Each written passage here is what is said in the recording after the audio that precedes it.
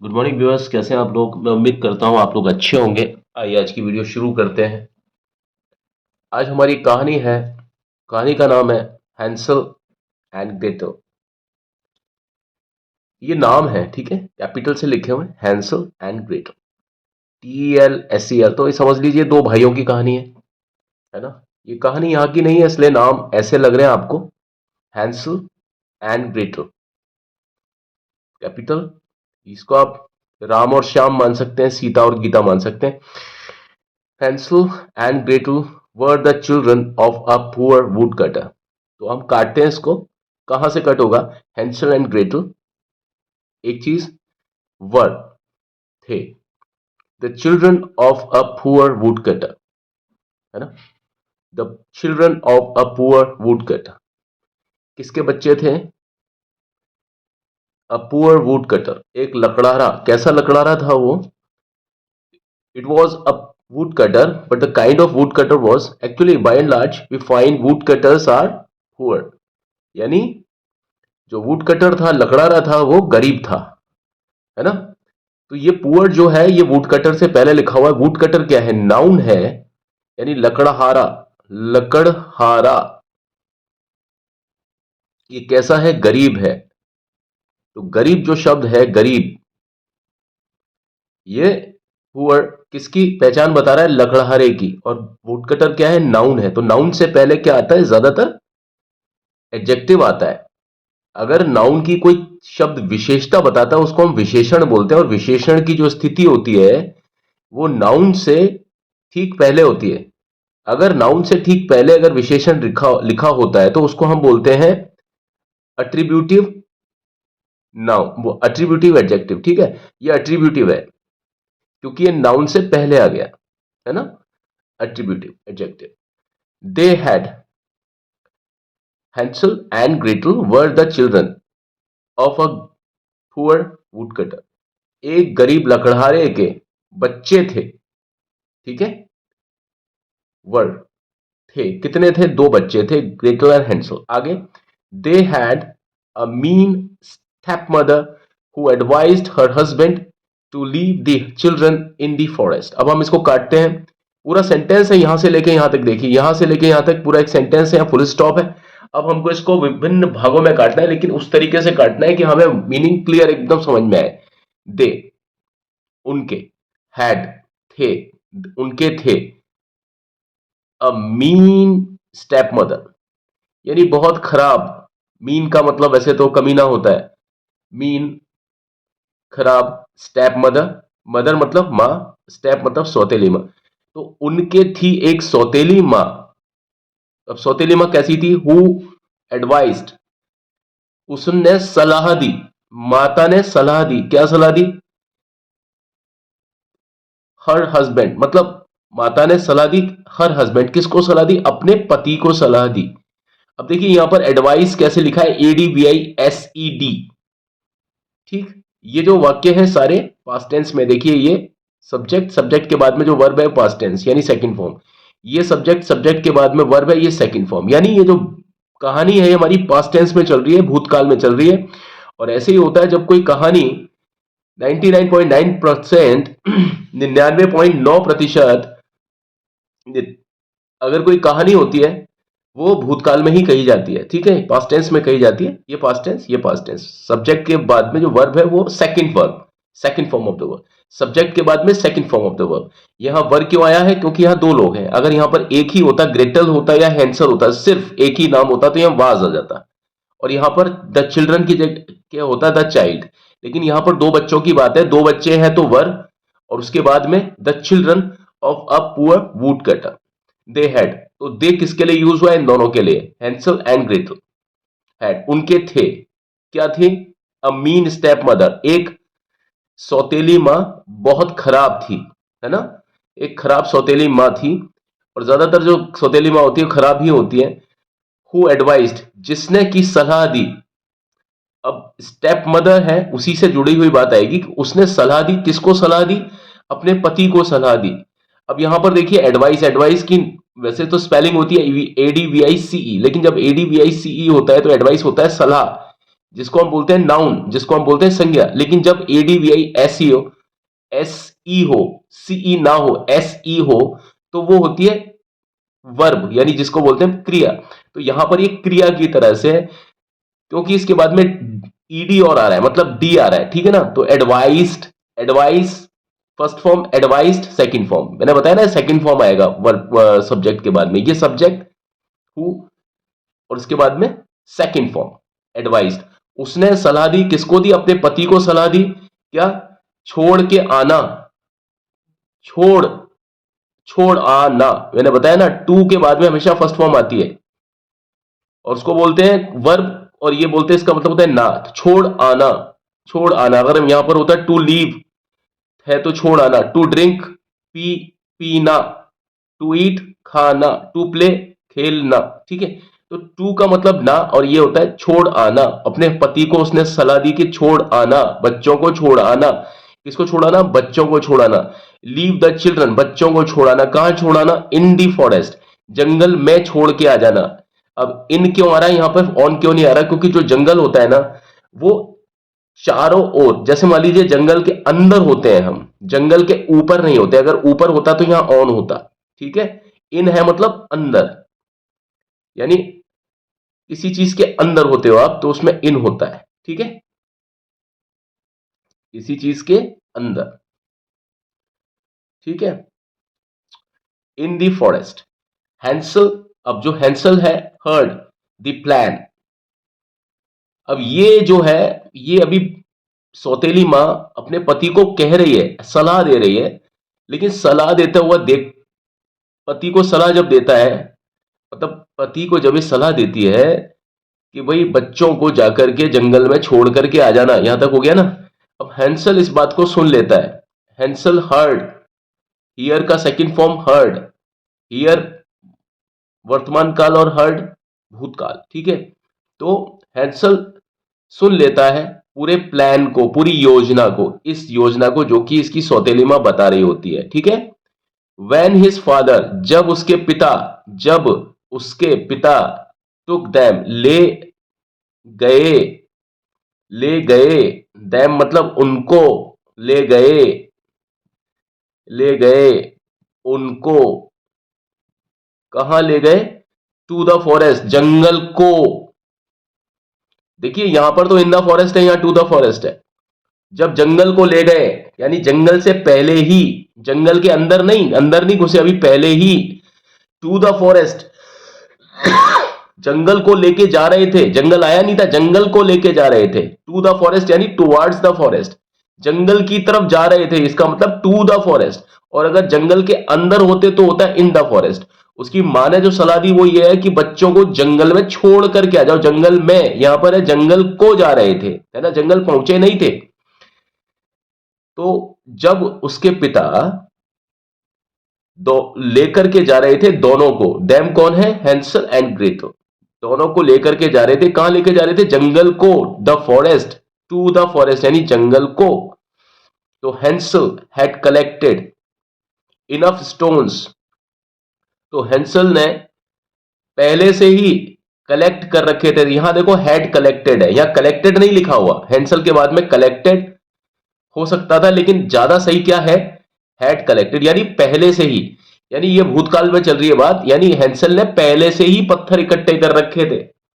मान लीजिए ये पिताजी उनको दोपहर में 3 बजे छोड़ने जा रहे हैं, सपोज करो, भूतकाल में किसी समय में, जैसे मान लीजिए कल, बीते हुए कल में, कल की तारीख में, बीते हुए कल में, अगर दोपहर के 3 बजे अगर ये छोड़ने के लिए जा रहे हैं उनको जंगल की तरफ, कोई बाप अपने बेटों को छोड़ने जा रहा है, जा रहा था, तो 3 बजे जा रहा था, इसका मतलब उन्होंने जो पत्थर थे ना वो पहले ही इकट्ठे कर लिए थे, 3 बजे से पहले ही। मान लो 2:30 बजे इकट्ठे कर लिए, 2 बजे इकट्ठे कर लिए, इवन पौने 3 बजे भी इकट्ठे कर लिए। तो बाप का, पिता का अपने बच्चों को जंगल में छोड़ करके आना पिछले दिन या पिछले किसी भी समय, ये भूतकाल हो गया। लेकिन पत्थरों को इकट्ठा करना वो उस भूतकाल का भी भूतकाल हो गया, ठीक है।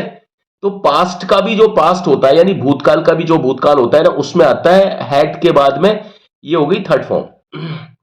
हेड के बाद हमेशा थर्ड फॉर्म आती है, या तो हेड के बाद में टू आएगा और टू के बाद में अगर आती है तो हमेशा फर्स्ट फॉर्म आती है, वरना हेड के बाद में हमेशा थर्ड फॉर्म आती है, याद रखना। और वुड के बाद में हमेशा फर्स्ट फॉर्म आती है, याद रखना इस बात को। हेड को देख करके परेशान ना हो। हेड जो है, हेड के बाद में अगर हेड अकेली लिखी हुई है ना, तो आप देखिए हेड के बाद में क्या होता है, I had a car, I had a pan, वो एक अलग चीज है ना। यहां पर अगर मैं बोलता हूं आई हैड ए पेन, तो अगर हेड अगर अकेली आ रही है सेंटेंस में, वाक्य में अकेली वर्ब आ रही है तो वो सेकंड फॉर्म होगी। लेकिन हेड के बाद अगर कोई थर्ड फॉर्म आ रही है, इसका मतलब क्या है, हेड कभी भी सेकंड फॉर्म उस तरीके से यूज नहीं हो सकती।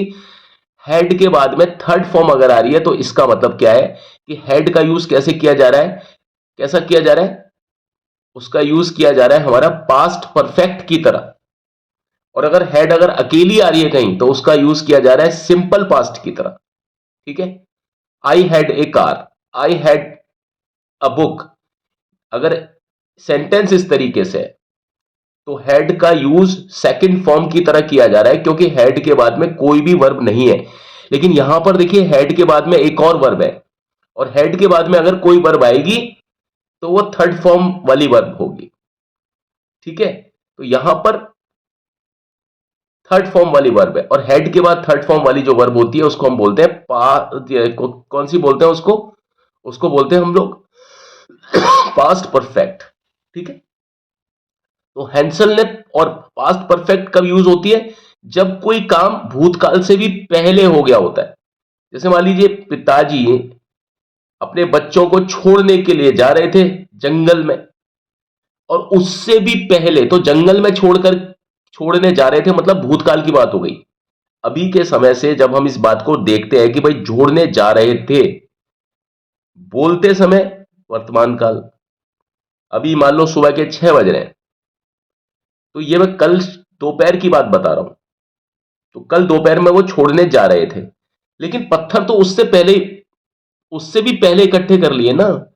तो मान लीजिए अभी सुबह के 6 बजे, कल दोपहर 3 बजे छोड़ने जा रहे थे बच्चों को, और बच्चों ने उससे भी पहले, यानी हैंसल ने उससे भी पहले पत्थर इकट्ठे कर लिए। वो पत्थर 3 बजे से पहले कभी भी इकट्ठे किए हो, उस केस में क्या होगा, ये थर्ड फॉर्म आएगी, हेड के बाद थर्ड फॉर्म आएगी। ठीक है, तो हैंसल हैड कलेक्टेड, उसने कर लिए थे, क्या कर लिए थे, जमा, कलेक्टेड इनफ, यानी काफी सारे स्टोन्स, काफी सारे उसने छोटे छोटे पत्थर जमा कर लिए थे, किस लिए, फेंकने के लिए, रास्ते में डालने के लिए, फेंकने के लिए। ठीक है, टू के बाद हमेशा फर्स्ट फॉर्म, फेंकने के लिए, रास्ते में फेंकने के लिए, छोड़ने के लिए, टू ड्रॉप दैम, पत्थरों को रास्ते में छोड़ने के लिए, ऑल द वे, जहां जहां से भी होकर के वो जाते। ठीक है, when the wood cutter left them, जब लकड़हारे ने छोड़ दिया उनको जंगल में। सोचने वाली बात है ना। दे कौन है यहां पर, दे का मतलब दोनों भाई हैंसल एंड ग्रेटल। वे, लकड़हारा तो एक ही है ना, यहां पर अगर ही होता तो लकड़हारे से बात होती, लेकिन यहां दे है तो इसका मतलब हैंसल और ग्रेटल की ही बात हो रही है, और इससे पहले उन्हीं की बात हो रही थी। ठीक है और सेंटेंस में आखिरी जो शब्द था वो दैम है, यानी ये दैम के बारे में ही हो रहा है, दे। ठीक है जी, दैम जो है वो ऑब्जेक्टिव फॉर्म है। वर्ब के बाद में अगर आएगा तो दैम आएगा, वर्ब से पहले अगर दैम अगर आएगा तो दैम ना होकर के वो दे हो जाएगा। ठीक है, तो आप देखिए इस सेंटेंस में when the wood cutter left them, ये सेंटेंस यही खत्म हो गया, वर्ब के बाद में दैम आ गया। लेकिन अब हमें नया सेंटेंस शुरू करना है और बात देम से शुरू करनी है, तो देम ना लगा करके हम क्या लगाएंगे, दे लगाएंगे। और देम और दे किसके लिए यूज हो रहा है, हैंसल एंड ग्रेटल के लिए यूज हो रहा है। ठीक है, तो जब वुड कटर यानी जब लकड़हारे ने छोड़ दिया दोनों को, तो दोनों ही पीछा करते हुए, फॉलोड द स्टोन्स, पीछा किया, दोनों ने किस चीज की मदद से पीछा किया, उन पत्थरों की मदद से पीछा किया। दे फॉलोड द स्टोन्स, उन्होंने पत्थरों का पीछा किया, वो पत्थर जो कि उन्होंने रास्ते में छोड़ दिए थे जगह जगह पर, तो उन्होंने पत्थरों का पीछा किया और पत्थरों को का पीछा करते करते करते करते पत्थरों को पकड़ते पकड़ते दे गॉट बैक होम, वो वापस घर को आ गए, घर को वापस आ गए, घर को वापस आ गए। ठीक है, तो वो घर को वापस आ गए पत्थरों का पीछा करते करते वो दोनों। ठीक है। हम्म।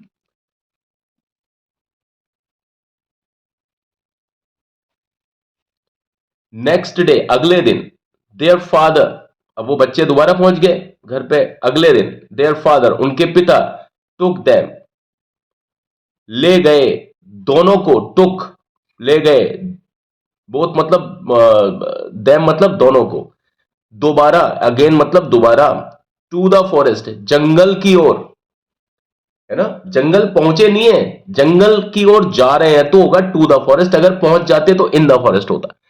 अगले दिन पिताजी, ठीक है, अगले दिन पिताजी जंगल की ओर उन दोनों को ले गए दोबारा से, अगेन।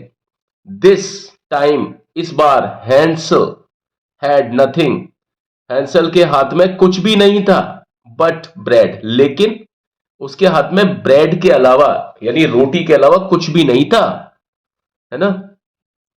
बट ब्रेड मतलब के अलावा, बट का मतलब के अलावा, यहां पर बट का मतलब लेकिन नहीं है।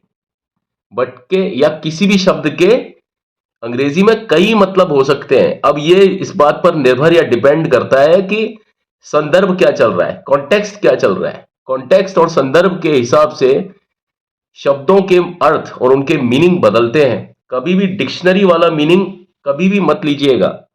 देखिए यहां ब्रेड का मतलब क्या है और बट का मतलब भी क्या है। ठीक है, हेंसल हैड नथिंग, उसके पास कुछ नहीं था, किस चीज के अलावा, ब्रेड के अलावा, यानी ब्रेड, अंग्रेज लोग जो ब्रेड है ना रोटी को बोलते हैं, तो ब्रेड के अलावा, और वैसे भी ब्रेड को डबल रोटी बोलते हैं, ठीक है ना, तो ब्रेड के अलावा नहीं, रोटी के अलावा हंसल के हाथ में कुछ नहीं था। उसने ड्रॉप्ड, उसने गिराई रोटी, उसके पास में और कोई चारा नहीं था, पहले पत्थर थे, अब शायद उनको पता पड़ गया होगा कि भैया पत्थर इसने रास्ते में गिरा दिया, इसलिए वापस आ गए। अब उन्होंने, मतलब उन दोनों के हाथ में पत्थर थे नहीं, अब उनके हाथ में क्या थी, रोटी थी, तो उसने रोटी को ही गिराता चला। इस बार he drop bread all the way, पूरे रास्ते में उसने रोटी के छोटे छोटे टुकड़े, जहां तक भी वो जा रहा था पिता, उसने रोटी के टुकड़ों को गिराना शुरू किया, गिराया। लेकिन यहां पर अब लेकिन से आ गया, लेकिन अब आप देखिए फुल स्टॉप के बाद में बट आ रहा है। कुछ लोग कहते हैं फुल स्टॉप के बाद में कभी बट नहीं आता, या फुल बट से कोई सेंटेंस शुरू नहीं हो सकता, ऐसा कहीं भी नहीं है, डिपेंड करता है कि सीन क्या चल रहा है। तो लेकिन जो थी ब्रेड, वो खा ली गई, वॉज ईटन, वॉज ईटन मतलब ब्रेड को खा लिया गया। तो ब्रेड वॉज ईटन किसके द्वारा, by the birds, by the birds, चिड़िया के द्वारा, वॉज ईटन खाया गया, वॉज के बाद में थर्ड फॉर्म, यानी खाया गया, किसको खाया गया, द ब्रेड। ठीक है, ब्रेड को खाया गया चिड़ियों के द्वारा, लेकिन ब्रेड को खा लिया गया चिड़ियों के द्वारा, जो ब्रेड उन्होंने रास्ते में डाल दी थी। अलास, ओह, ये शोभ वाली चीज है, दुख वाली बात है, ओह, दे कुडंट फाइंड, वो नहीं सके, क्या, ढूंढ, वो ढूंढ नहीं सके, देयर वे, उनके रास्ते, बैक मतलब वापस, वो उनके रास्ते वापस नहीं ढूंढ, मतलब वापस आने के लिए वो रास्ते नहीं ढूंढ सके, और and got lost, got lost मतलब खो गए, खुद हो गए ना, तो खुद जब कोई चीज सब्जेक्ट के ऊपर ही आ जाती है वापस, तो जो वॉइस होती है वो पैसिव वॉइस लगती है, और पैसिव का मतलब क्या होता है, वर्ब आती है और उसके बाद में थर्ड फॉर्म आती है, वर्ब और वर्ब के बाद में जो मेन वर्ब है ना वो थर्ड फॉर्म में आती है। ठीक है, got lost in the woods, वो वुड्स वो जंगलों में ही खो गए, वुड्स का मतलब जंगल, वुड का मतलब लकड़ी, वुड के पीछे एस लग जाता है तो लकड़ियों नहीं होता वहां। वुड के पीछे अगर एस लग जाता है तो इसका मतलब ये नहीं है कि वुड का बहुवचन है वुड्स, क्योंकि लकड़ी का लकड़ियां नहीं हो सकता इंग्लिश में। लेकिन फिर भी अगर वुड्स लिखा हुआ है तो वुड्स का मतलब होता है जंगल। और ऐसे अंग्रेजी में बहुत सारे शब्द हैं, ठीक है। अल्फाबेट मतलब होता है वर्णमाला, और अल्फाबेट्स मतलब होता है भाषाएं। आयरन होता है लोहा, और आयरन्स होता है बेड़ियां। ऐसे बहुत सारे हैं। वाटर होता है पानी, और वाटर्स होता है बाढ़, समुद्र। तो आप समझिए कि कई बार किसी नाउन के पीछे एस लग जाता है तो उसका बहुवचन नहीं है वो नाउन, ठीक है। वो अगर नाउन अगर क्या चीज है, नॉन काउंटेबल है, वुड जो है वो नॉन काउंटेबल है। नॉन काउंटेबल या नॉन काउंट बोलते हैं या अनकाउंटेबल है, वुड जो है वो अनकाउंटेबल है या नॉन काउंट है या नॉन काउंटेबल है। जब अनकाउंटेबल या नॉन काउंट के पीछे एस लग जाता है या उसको प्लूरल बना देते हैं तो उसका मीनिंग ही कुछ और हो जाता है। वुड का मतलब जंगल नहीं होता, वुड का मतलब होता है लकड़ी। लेकिन जैसे ही वुड्स लिखता है तो वुड्स का मतलब होता है जंगल। वाटर का मतलब होता है पानी, पानी अनकाउंटेबल है यानी नॉन काउंट है।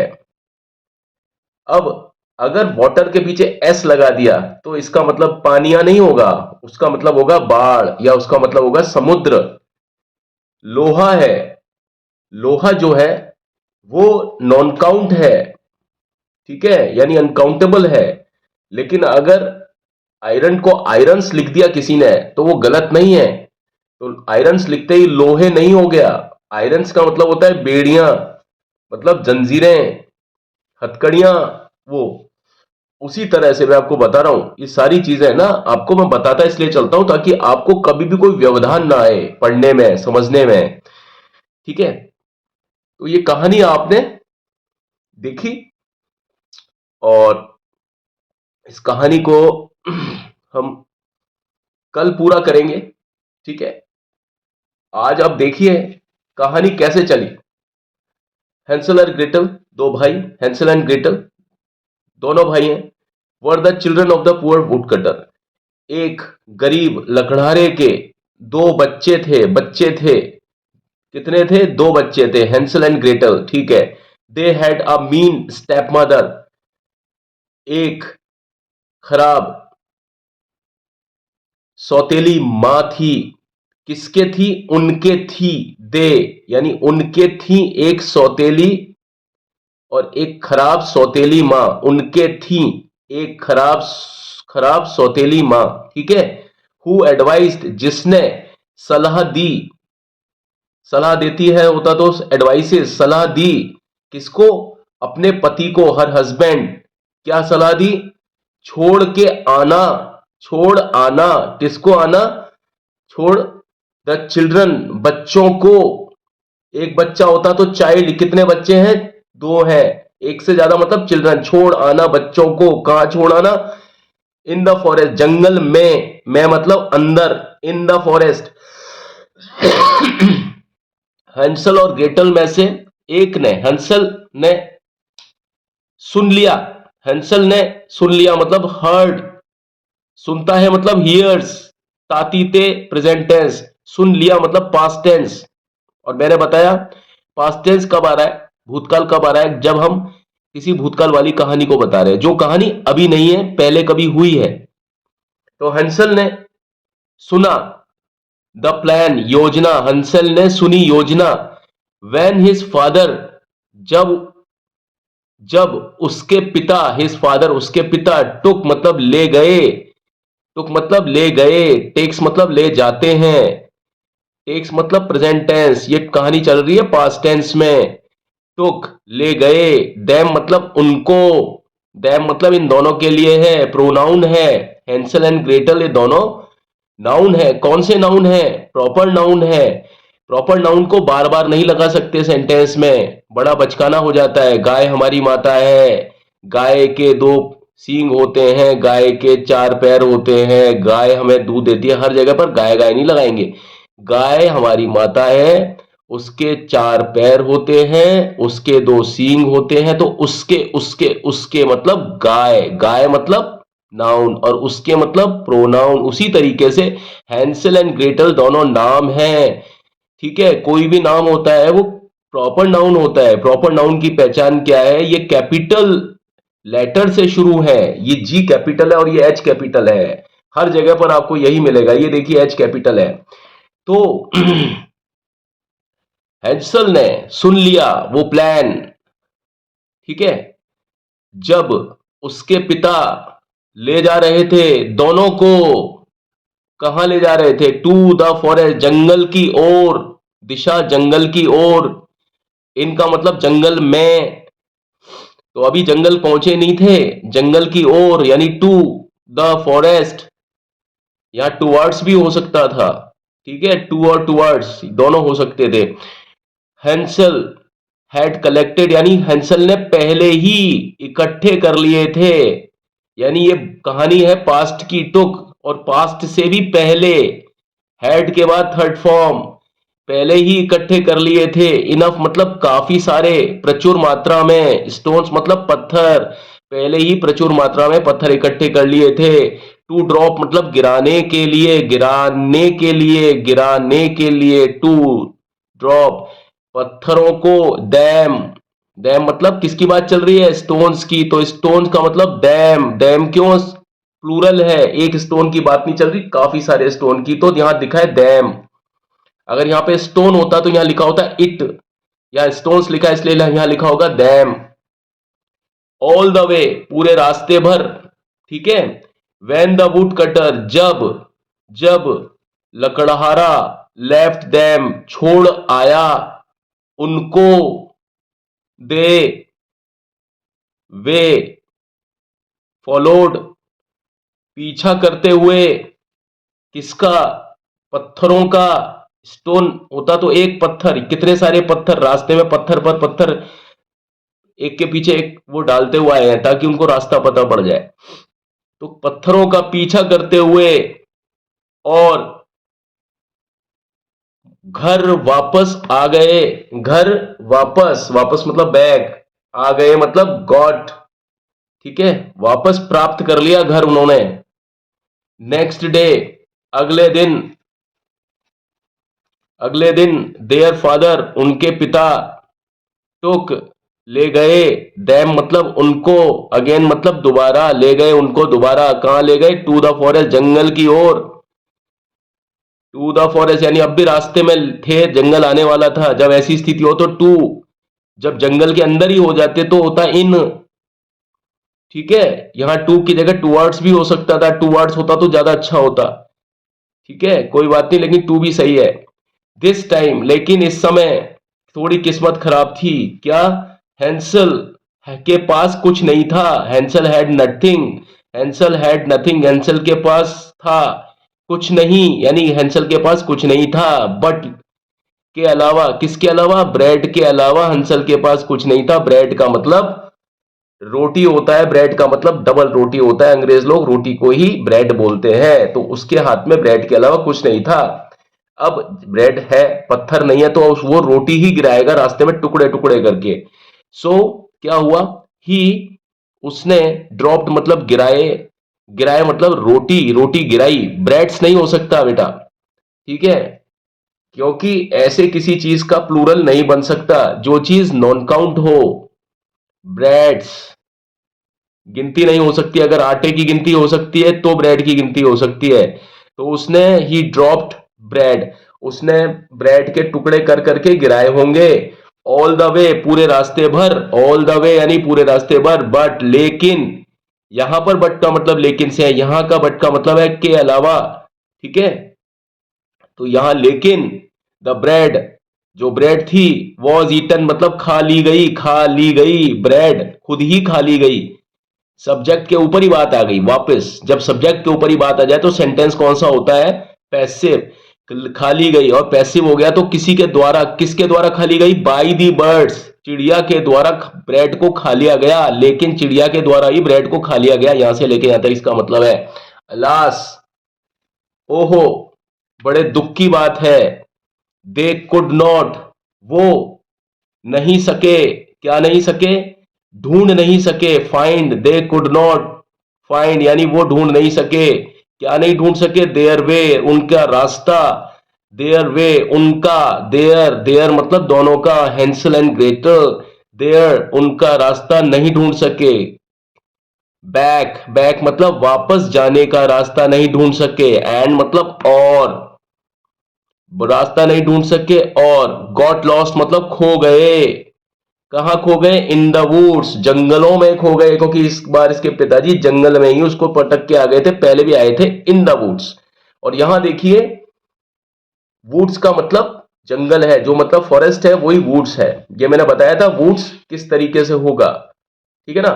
तो आज की कहानी बस इतनी ही। अभी आपको मैं अगले, कल मैं इस कहानी को पूरी तरीके से मैं इसको समाप्त करके अच्छे तरीके से लास्ट तक इसको बताऊंगा।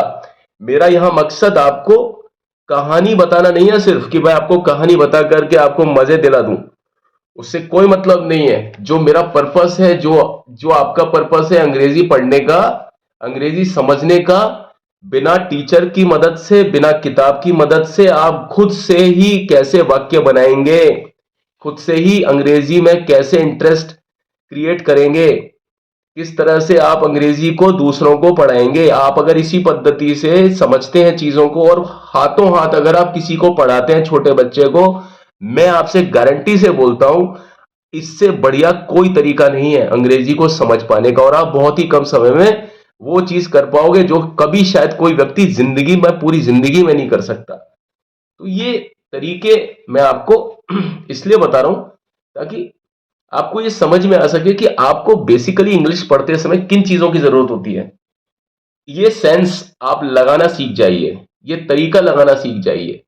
हर चीज को करने का तरीका अपना एक अलग होता है। अंग्रेजी को अगर आपने कभी नहीं पढ़ा, या कोई भी कारण रहा, किताबें दिक्कत कर गई, टीचर ढंग के नहीं मिले, आपने कभी लापरवाही कर ली, लेकिन कोई दिक्कत नहीं है। अगर आप इस तरीके से इसको समझते हैं, क्रमशः क्रमवार तरीके से, तो मैं कहता हूं आप बहुत कम समय में बहुत अच्छी और सबसे अच्छी अंग्रेजी जान जाएंगे। ये मेरी गारंटी है। जानने का मतलब लिखना भी, सुनना भी, समझना भी, सोचना भी, हर तरीके से। लेकिन थोड़ा सा इसको यूज कीजिएगा अपने वाक्यों में, ठीक है। तो आज की वीडियो में बस इतना ही। चलने से पहले मेरी आपसे एक बार रिक्वेस्ट है, वही रिक्वेस्ट कि प्लीज मेरे चैनल को लाइक, शेयर, सब्सक्राइब, कमेंट जरूर कीजिएगा।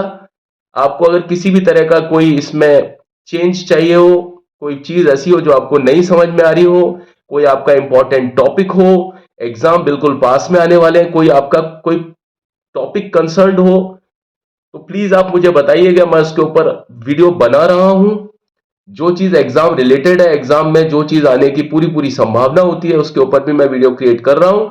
लेकिन प्रॉब्लम यह है कि वो वीडियोस चलते नहीं हैं शुरू में। तो आप मुझे बताएं और थोड़ा मेरा मार्गदर्शन करें कि आपको जिस टॉपिक की जरूरत है, मैं उसी के ऊपर वीडियो बनाऊंगा। और इस तरीके से बनाऊंगा कि आपको ऐसा लगेगा कि आप घर ही घर में अपने आप से अंग्रेजी सीख रहे हैं। आपको मैं ये महसूस ही नहीं होने दूंगा कि कोई टीचर नाम की चीज आपको ये अंग्रेजी पढ़ने में, समझने में आपकी मदद कर रही है, ठीक है। आपको यूं ही लगेगा कि जैसे आप खुद से ही अंग्रेजी पढ़ रहे हो, और यही मेरा मिशन है। चलिए, मैं अभी आपसे विदा लेता हूं, इस वादे के साथ कि कल मुकर्रर समय पर, आज ही के वाले समय पर आपसे कल फिर से भेंट करता हूं। तब तक के लिए मुझे आज्ञा दीजिए। Thank you, ciao, have a nice time, may God bless all of you. Thank you, bye.